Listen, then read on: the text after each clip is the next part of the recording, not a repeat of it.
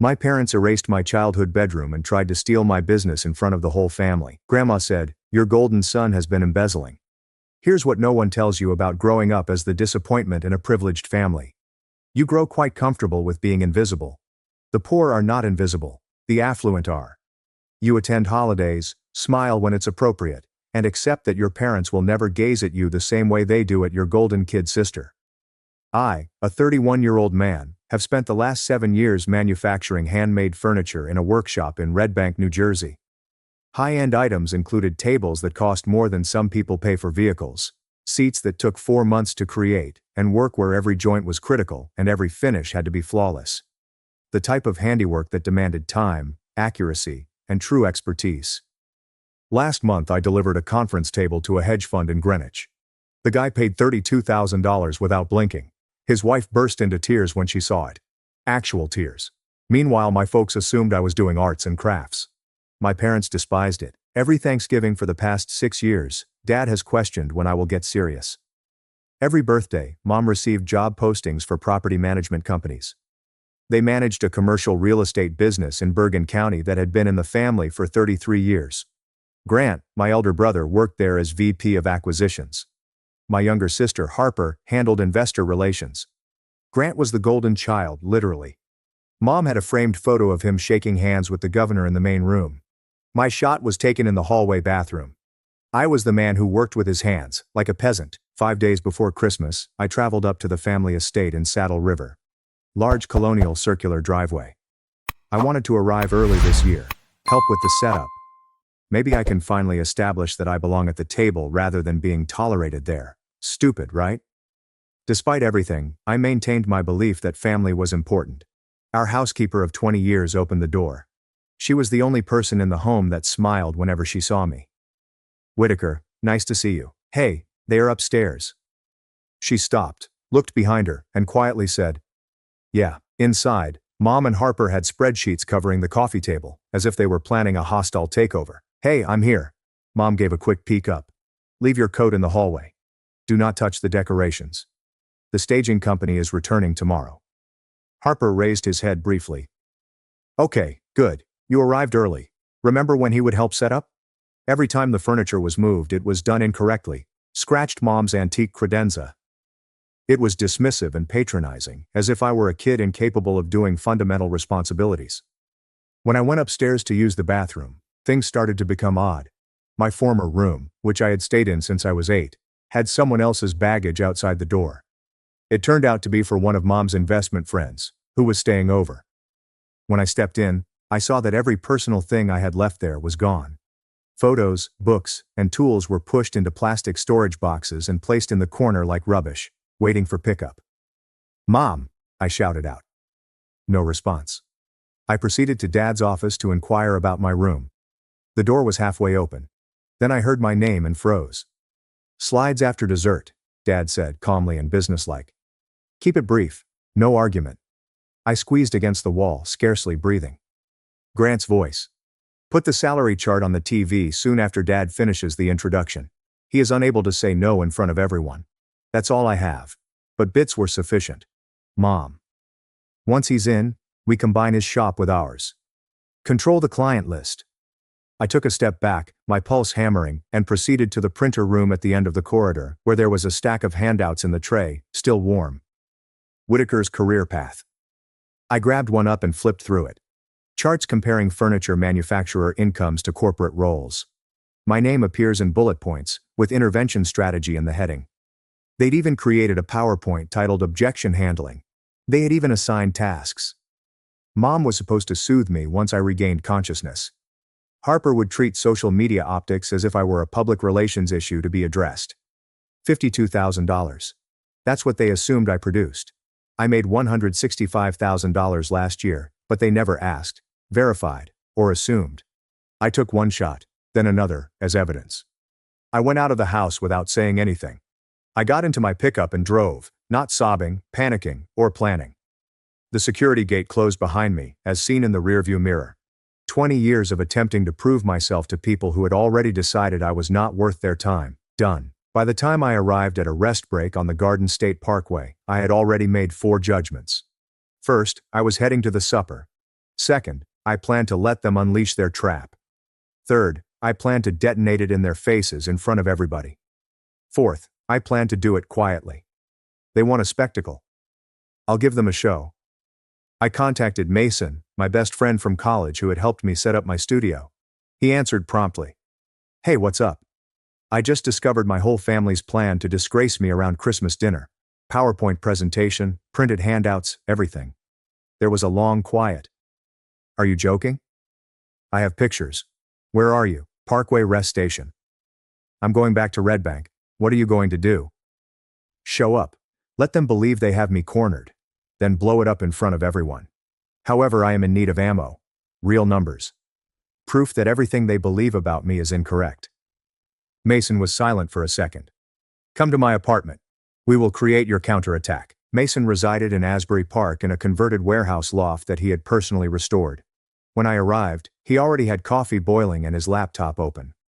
Talk, he replied, passing me a mug. Those complete jerks, he eventually remarked. All right, you're going to that dinner, but come prepared. That is the plan. Good. What do you need? Financial statements, tax records, a customer list. Anything that shows I'm not the failure they believe I am. They intend to ambush me with bogus figures. I'll bury them alongside real ones. Mason nodded slowly. We can put together a package tonight. Print everything. You walk in with receipts. We literally spent the next 4 hours constructing everything. Tax returns reflect a $165,000 income. Bank documents demonstrating constant deposits, client comments preserved over the years, images of completed works in clients' homes, and a portfolio demonstrating that I was not joking about in business. I was operating it successfully without their assistance, money, or approval. Mason looked up their company's public filings. Dude, their accounts receivable are a catastrophe. They've been bleeding clients for 2 years. He whistled. Your brother did not simply take from them. He sabotaged the entire enterprise while he was at it. Mason even helped me practice what to say as they began their presentation, how to timing the reveal for maximum effect, and where to stand so that everyone could see me when I brought out my packet. This is solid, Mason stated after studying the final package. They display their bogus numbers. You display your genuine ones in front of everyone. Checkmate. Perfect. After we finished, I said it and made the phone call I had been putting off. The one who could alter everything. Hello, Grandma. It's Whitaker. Whitaker, this is a surprise. Her tone was kind yet guarded. Is everything all right? Not quite. I need to tell you something, and I need you to listen. I told her everything. The presentation, the fabricated wage figures, and the plot to coerce me into the firm. When I finished, she remained silent for a long time. Your father called me yesterday asking for a substantial loan, she eventually remarked. When I probed him about why, he became evasive. Now I understand. Her voice became harsh. Grant has stolen from them, hasn't he? That's what this is all about. My stomach sank. How do you know? I've suspected for months. When Richard discussed the business, the numbers never added up. She paused. To make up for their losses, they plan to attack you and seize your business. Appalling. I'm going to supper, Grandma. I'm going to let them do their little intervention, and then I'll reveal everything in front of the entire family. Another pause. Then, good. And I will be there to back you up. Will you? Absolutely. It's time to hold them accountable. Her voice sounded like iron. Do not take any calls from them before supper. Let them believe everything is normal. And Whitaker, do not hold back. I won't. We hung up. I had my ammo. I had an ally. Now I only had to wait. I spent Christmas Eve in my workshop, finishing a commission and trying to be calm. My phone continually buzzed. Mom's phoning. Dad is phoning. I disregarded it all. Let them ponder. Allow them to sweat. That evening I went back up to Saddle River, parked in the circular driveway, and stepped inside as if nothing had happened. The house was full. Aunts, uncles, cousins, family, and acquaintances all dressed up. The annual Whitaker Christmas dinner is in full swing. Mom noticed me first. Relief filled her face. Whitaker, you arrived. We were concerned when you did not answer your phone. I was swamped with work. You know how it is. She did not know. She had never asked. Dinner was the typical performance. The meal is expensive. Fake laughing. Dad is holding court at the head of the table. Grant was making sure everyone was aware of his latest contract. Harper mentions investors. And I'm sitting quietly, waiting. After dessert, Dad stood up and clinked his drink. If I could get everyone's attention. Before we head into the living room, I'd want to share something unique. A presentation on our family's future. Here we go. Everyone moved into the living room, where a projector was already set up. I picked a seat in the back. My grandma caught my gaze from across the room and gave me a little nod. Dad went into his speech. The company's legacy. The significance of family unity. The necessity for everyone to participate. Grant then stepped forward with the clicker. As many of you know, Whitaker has been pursuing alternative career paths. He grinned at me patronizingly. We've compiled some information to help him see the big picture. The first slide emerged. Whitaker's career path. Charts displaying furniture manufacturer salary, national averages, and my name in bullet points. $52,000 in large red letters. As you can see, Grant added. The ceiling for this type of art is really restricted. Meanwhile, our family company provides real development opportunity, advantages, and stability. That's an interesting number, I replied, getting up. Where did you acquire this? Grant blinked. Industry averages. Standard research. Really? Because according to my tax filings, I earned $165,000 last year. I removed the packet from my jacket. Do you want to see? The room became quiet. You could hear ice settling in cups. I have bank statements too. Customer testimonials. Photos of things I've made that sold for more than some people's automobiles. I walked toward the front, making sure everyone could see me. But please, keep going. Tell everyone about my failed hobbies. Dad walked forward. Whitaker, now is not the time, is it? You set up a whole presentation, printed handouts, even made a slide called objection handling. I was holding up my phone. I have photographs of everything in the printer tray. Do you want me to share them with everyone in the room? Mom's face became white. Harper's mouth fell. Here's what's actually happening, I began, turning to face the gathering family, each aunt, uncle, cousin, and family friend staring at me with wide eyes. The corporation is insolvent. They're losing money. And instead of admitting it, they plan to humiliate me into joining so they could use my business to bail themselves out. The aunts gasped. Murmurs from the cousins. One of my uncles whispered, Jesus Christ, beneath his breath. That's not true, Harper yelled. Really? I gazed at her. So the firm is doing nicely. No cash flow issues. No investor concerns. Dad didn't contact Grandma yesterday and ask for a loan. Silence. Dead. Devastating quiet. My grandma stood up. Everyone in the room turned to look at her. It's worse than that. Her voice pierced through the room like a knife. I had sensed for months that something was awry with the company's finances. Richard phoned me recently, asking for a large loan.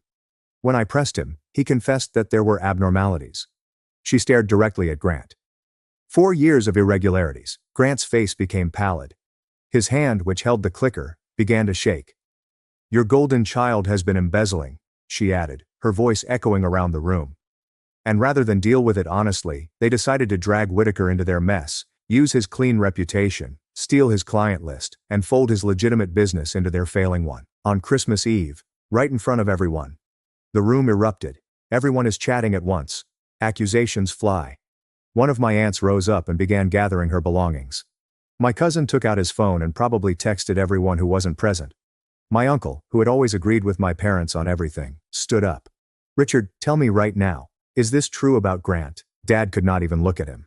My uncle grabbed his coat. For 33 years, I defended you to my wife. It's been 33 years. He walked out. His wife followed. Then 2 more cousins. Dad attempted to restore control. This is a family business. We should not be discussing. You made it family business when you planned to humiliate your son in front of everyone, my grandma said. You should feel embarrassed. All of you. Grant, Harper, and especially you, Richard. This youngster created something tangible while you were busy coddling a criminal. I gazed at my parents, brother, and sister. They had spent years making me feel useless. People who assumed I would simply accept their crumbs. I built something real, I whispered gently, but everyone heard. Without your help, without your approval, without your respect, and you thought you could just take it because you needed a bailout. Mom began weeping. Dad's cheeks became crimson from shame. Grant seems to want the floor to devour him. I went toward the door. Whitaker, wait, Mom instructed, grabbing for my arm. I drew away. Don't, we're finished here. I stepped outside into the chilly December night, the sound of mayhem still emanating from the home behind me. Got into my pickup, drove. After 2.5 hours, I pulled into a cabin driveway in the Poconos. My phone continually buzzed. Mom, Dad, Harper, Grant. I disregarded it all. Let them panic. Allow them to try damage control. The truth had finally out, and it was spreading like wildfire across the family. My grandma texted me, "I'm proud of you." They are still reeling. Half of the visitors departed after 25 minutes. Your father attempted to save the evening, but no one was having it. Call me tomorrow. One from the housekeeper. Mr. Whitaker, I packaged your items carefully. They will be in the garage when you are ready. Well done tonight. They needed to hear it. Christmas morning in the Poconos seemed like waking up in another life. My phone seemed possessed. I read through messages while drinking coffee, each one more gratifying than the last. Dad. Your mom is distraught. This prank reflects negatively on your judgment. We need to talk about this as a family. Harper. You have always been selfish, but this is the next step. You embarrassed us in front of all. Pathetic. Grant. Do you genuinely believe you're somebody exceptional now? All you did was embarrass your family. This is not over, little brother, not even close. That final one had me laughing, still posturing. He still believed he had leverage. I removed it without replying. Another message from my grandmother. Last night, half the family phoned me. The majority are disgusted with your parents. Several cousins want to order furnishings from you. Your aunt claims she was always aware that Richard was a phony. Well done. I remained in the Poconos through New Year's. Used the time to plan. I devised a growth plan, developed drawings for additional items, and even wrote proposals for a gallery display in additional York.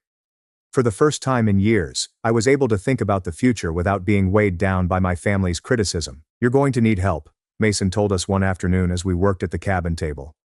You can't manage the demand alone, not after what occurred on Christmas. Word is going to spread. People are going to want pieces from the guy who told off his entire family. I understand. I am thinking of employing someone. Maybe 3 individuals if the gallery idea works out. Are you scared? I'm terrified, but also ready. For the first time in my life, I feel prepared. Back at Red Bank on January 4th, my workshop seemed quite different. Fresh eyes. There are 27 new queries pending. A gallery in Tribeca wanted to talk about representation, and I had lunch planned with my grandma on the 10th. The elderly Whitaker would have been concerned about visiting family. The new Whitaker was really looking forward to it. January 10th, restaurant in Montclair, classy and quiet. She was already sitting when I arrived, sharp-eyed and straightforward as usual. She rose to hug me. Whitaker, you look well. Thanks, Grandma. We got through small conversations swiftly. Then she placed down her menu and stared directly at me. I owe you an apology, she explained. For what? For not saying something sooner. I knew how they handled you. I saw that for years. Should have intervened rather than waited. You weren't part of their plan. No, but I made it possible with my silence. She drank her iced tea. That's over now. I made it obvious to your parents that their actions were inappropriate. Informed your extended family that you own a reputable, prosperous business. How did they take it? She grinned faintly. Your mom sobbed. Your father became defensive. I ordered them to be calm and listen once. I laughed. I'm updating my will, she added. You will get 45% of my estate. Your siblings divided the remaining 55%. Not recompense for their wickedness. You have merely proven yourself. Grandma, you don't need to. I am not requesting permission. I'm informing you. She gave me a smile of pride. You remind me of myself when I was your age. Everyone had thoughts on what I should do. I disregarded them and established my own accounting practice.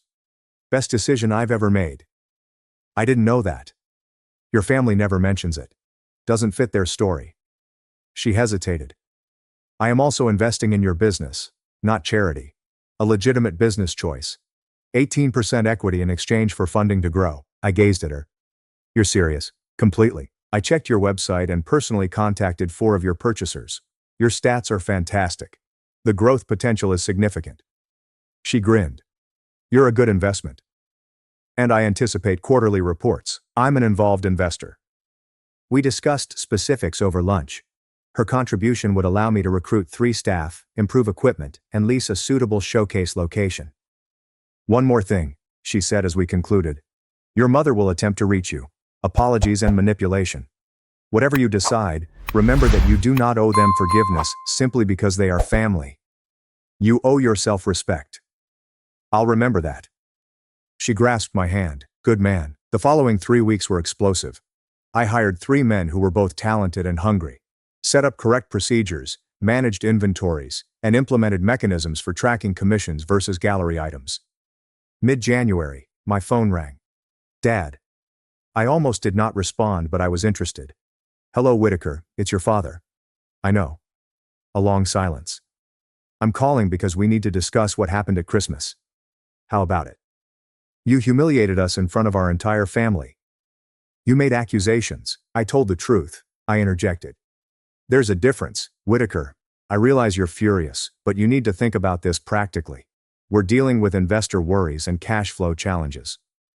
Dad, why did you really want me to join the family business? Silence. I'm not stupid, I said. You aren't providing this out of care. What is truly going on with Grant? More stillness, then carefully. The firm is undergoing an audit. We are investigating some accounting irregularities. Irregularities. That's how we describe 4 years of embezzlement. We don't know that for certain. Grandma does, and now so does everyone else. I let it dangle there.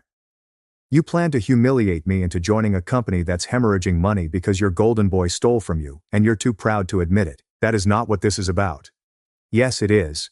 And the answer is still no. Handle your own mess. I hung up. February provided momentum. Following our successful initial meeting, the Tribeca Gallery organized a display. My boys stepped up. 14-hour days with precise joints and impeccable finishes. Then reality struck. Manhattan client contacted to renegotiate $14,500 dining table price after delivery. The finish is not what I expected.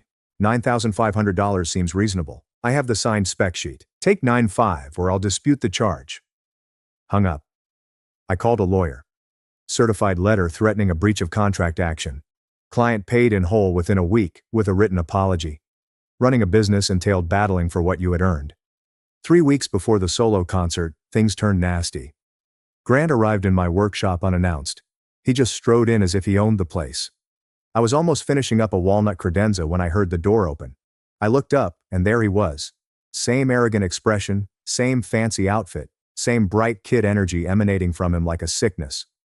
Nice setup, he commented, glancing around. Quaint. Get out. Relax. I'm here to discuss business. He took up one of my chisels and examined it as if he understood what he was looking for. He did not. The auditors completed their preliminary report. Dad is in full panic mode. Mom is on Xanax. Harper refuses to stop sobbing. Still not my problem. He went by my workbench, running his finger over the edge of a piece I'd been working on for 7 weeks. 900 hours of effort. Be careful, I replied. That's worth more than your car. His jaw stiffened. It was the first time I had received a genuine reaction from him. Here's the thing, little brother. He placed down the chisel and looked me in the eyes. It doesn't need to be ugly. Family cares for family. You bring me in as a partner at 55-45 and we call it even. I handle operations. You do your small woodworking project. I actually laughed. Are you serious? Dead serious. I have business experience. You do not have any connections. I can take this business to a new level. You took millions from the family firm and now you want half of my business? His expression stiffened. I did not steal anything. There were cash flow concerns, accounting with a twist. Things became complex. The auditors had a different perspective. The auditors don't know the whole story. He moved closer. I am providing you a lifeline here. Take it. Get out of my workshop. Think carefully, Whitaker. You make me an enemy. Things get tricky. I know people, investors, clients. I can make phone calls that will bury your small interest in a week. Are you threatening me? He grinned and said, I'm giving you options. The same patronizing smile as Christmas. 55-45. Final offer. I don't hire thieves, and I definitely don't make them partners. His smile faded. You'll regret this. Get out now. He walked away. But something told me it wasn't over. 4 days later, it began. A client contacted to cancel his commission. He stated that he had heard concerns regarding my business methods. Then, another cancellation. Then an unfavorable review surfaced online. Someone I had never worked with alleged that I had delivered faulty items. The bogus reviews became imaginative. One person said I showed up to a delivery inebriated. Another stated, I'd made a pass at some guy's wife. All of these accounts were created within 72 hours of Grant's arrival. All with no history, no prior reviews, and no credibility among those paying attention. But they appeared on Google. That was what mattered to him. I called Mason. Grant's going scorched earth, I told him. Cancellations. Fake reviews. He's attempting to undermine my reputation. Document everything, he stated. Screenshots, timestamps, the works. Already on it. Then the calls began. It's middle of the night. Blocked numbers, heavy breathing. Then disconnect. 4 to 5 times every night. I began sleeping with my phone on quiet. 10 days later, I returned to my workshop and discovered the lock had been tampered with. Nothing was stolen, but the tools were moved around. A message. I am watching. That's when I contacted the cops. The officer sat across from me and took notes. Do you feel your brother is to blame? I'm sure he is. He threatened me around 3 weeks ago. Demanded that I give him half of my business. When I declined, things began. Have you got proof? I showed him everything. Text messaging. The phony review came from an account made the day following our incident. The telephone records. At 2:30 a.m., surveillance footage from across the street showed a person that matched Grant's physique approaching my business. We can file a report, he told me, but without direct evidence linking him to the break-in attempt. What about harassment? What about the calls? What about business interference? He gazed at me intently. You might want to consider a restraining order, given the pattern. I filed the next day. A temporary restraining order has been issued against Grant Whitaker. I had to go to court, show facts, and explain why I was concerned for my safety and livelihood. The judge studied everything: a menacing visit, systematic harassment, an attempted break-in. Granted, she said, Mr. Grant Whitaker must keep a distance of 750 feet from the petitioner and his place of business. No contact of any kind. When Grant was served, he lost it. He contacted me from a burner phone, yelling about treachery, how I had ruined the family, and how he would hold me accountable. I taped the entire incident. I filed a violation report the following day. The burner phone call lasts 5 minutes. He called me every single name in the book. They threatened to burn down my workshop. He said he had buddies who could make things disappear. I allowed him to speak freely. Every word is recorded. Every danger is documented. He was so enraged that he forgot I had always been the silent one, the calm person who listened, the calm person who remembers everything. Second court appearance. The judge was not pleased. Mr. Whitaker, she said, looking at Grant, you were clearly warned not to contact your brother. You breached the order within 24 hours. Your Honor, this is a family matter. It's a legal issue now. You are facing contempt charges. I'm extending the restraining order for 3 years and imposing criminal consequences for any future violations. Grant's lawyer attempted to argue. The judge shut him down. His lawyer appeared to want to escape, possibly thinking how he would explain this to his other clients. Walking out of the courthouse, I felt something unexpected. Not victory. Not satisfied. Just clarification. I drew a line, defended it, and won. My solo show at Forge and Grain was all I'd hoped for. High-end area, in a remodeled warehouse. Professional lighting made each item shine. My collection filled the entire main room. Each sculpture is wonderfully illuminated against bare brick walls. 7 years of labor. 7 years of being informed that I was squandering my life. All of it was validated in one room. I arrived early to set up. My 3 staff were already there, positioning things, confirming sight lines, and ensuring everything was perfect. We had been working on this for months. Are you ready? One asked. As I'll ever be. At 7 o'clock, guests began to arrive. Gallery owners from Manhattan. Collectors had flown in from as far as San Francisco. Design bloggers with cameras. Interior designers are looking for talent. The room filled quickly. The energy was electrified and potentially usable. I worked it organically. Talking about the procedure. Explanation of methods. Connecting with consumers who knew what true workmanship entailed. A collector from San Francisco purchased 4 pieces on the spot. We paid the asking price without bargaining. I've been looking for someone who still does real joinery, he informed me. Everyone else is just gluing IKEA parts together and calling it bespoke. We shook hands. That one transaction covered my operational expenses for 4 months. My grandma walked in around 7:45. Alone. She noticed my gaze and grinned. I walked over. "Where is the rest of the family?" I asked. "Your father and mother chose not to attend. Too humiliated following Grant's court appearance. Harper remained with them." She looked around at the audience. "Grant is already forbidden from being within 750 feet of you due to the restraining order. I heard he tried to show up but was turned away." That was news to me. Security must have dealt with it before I noticed. "The show looks spectacular," my grandma commented. "I'm very proud of you. Thank you for coming, and thank you for your support during Christmas. I wouldn't have missed either." She gripped my hand. "Your work speaks for itself.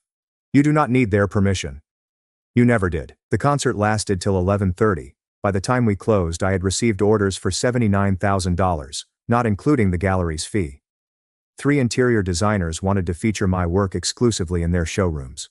2 private clients requested unique home offices created from the bottom up. April stretched into May.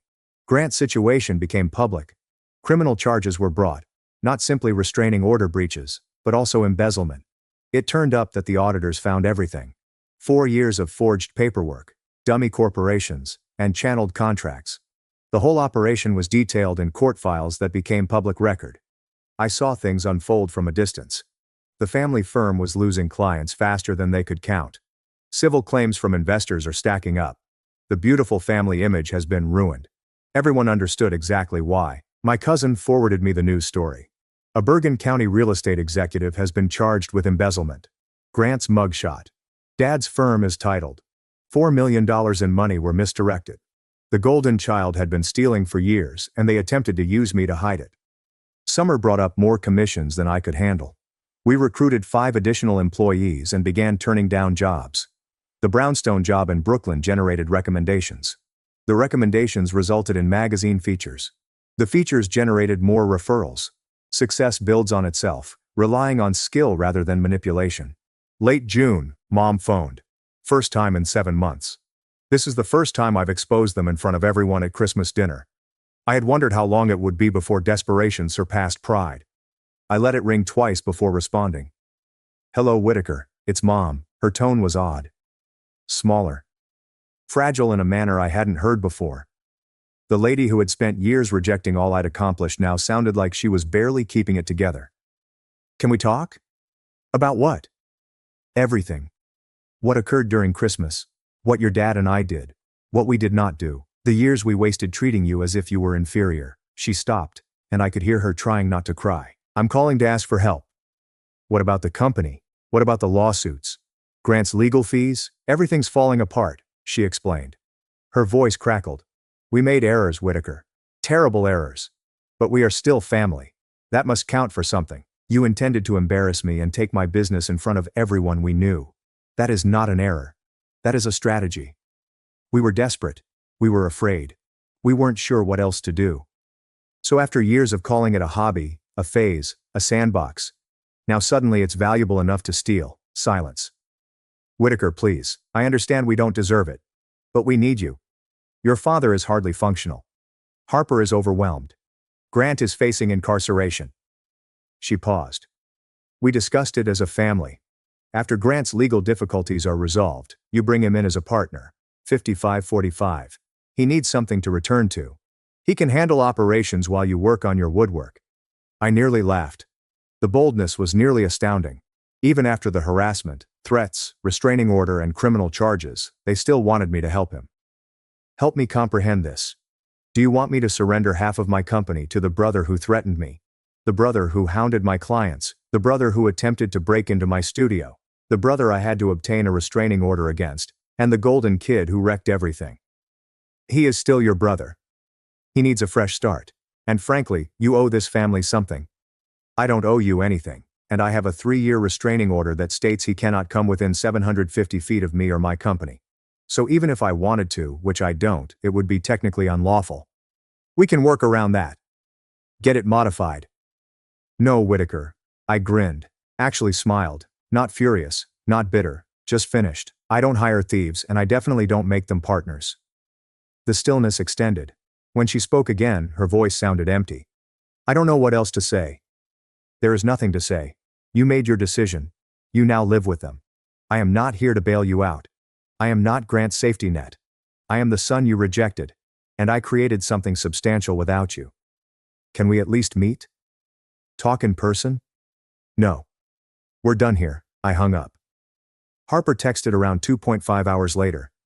You are ripping this family apart. I hope you are pleased. I took a screenshot. I added it to my collection. Then I returned to work on a commission for a restaurant in the Hamptons. $26,000 cash on delivery. Yeah, I was really pleased. Dad called and asked if we could meet. His voice sounded strange. Defeated. Broken in ways I'd never heard before. The man who was always in command, always had a plan, and understood how to manipulate a crowd. That man was gone, I agreed. A modest restaurant in Montclair on neutral territory. This is the type of area where no one would know us. There is no family reputation to protect. There is no picture to preserve. Just two people who needed to talk about something that has been on their minds for years. He strolled in appearing as if he had aged 12 years. Suit wrinkly, tie crookedly. The man who had always been neatly dressed, who had lectured me on appearance and professionalism, suddenly looked like he had been sleeping in his car. He sat down firmly, as if the weight of all that had occurred was physically crushing him. Thank you for meeting me, he said. You want to talk? He nodded, ordered coffee, and drew a deep breath. Grant accepted a plea agreement last week. 24 months of federal minimum security. The family company filed for bankruptcy. We are liquidating assets, selling the estate. Everything is gone. He looked at me and said, I built that company for 33 years. I sacrificed everything for it. I gave up my connection with you, and it has ended. Grant wrecked everything, and I let him.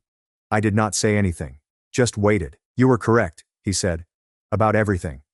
I was foolish to try to control you. It's wrong to ridicule what you've built. It was wrong to arrange that Christmas ambush. It was wrong to defend Grant when he came after you. I was wrong about everything. Why are you telling me this now? Because I need you to understand that you were correct to go. You created something genuine. Something sustainable. Something important. He met my gaze. I am proud of you, Whitaker. I should have mentioned it years ago. I am saying it now. I saw him unravel. I felt nothing at all. I don't need you to save me, he added. I don't need you to join or solve anything. I simply want you to know that I was wrong and you were correct. And I'm sorry I didn't notice it sooner. We sat there silent. Good to know, I answered. Nothing changes. We're still done. I understand. Please keep your apology. I do not need it. I moved on long ago. He nodded. I figured you'd say that. He stood to leave, then returned. Do you know what the worst part is? He asked. What? I have two boys. One who had the bravery to create something tangible, and one who did not. I damaged my relationship by initially attempting to dominate him. The second wrecked everything in an attempt to appease me, then blamed everyone else when it went apart. He shakes his head. I picked the wrong horse and I lost everything because of it. He left. Not a vindication. Not satisfied. Not even victory. Though I had earned that calm. I didn't need their approval anymore. I had already won.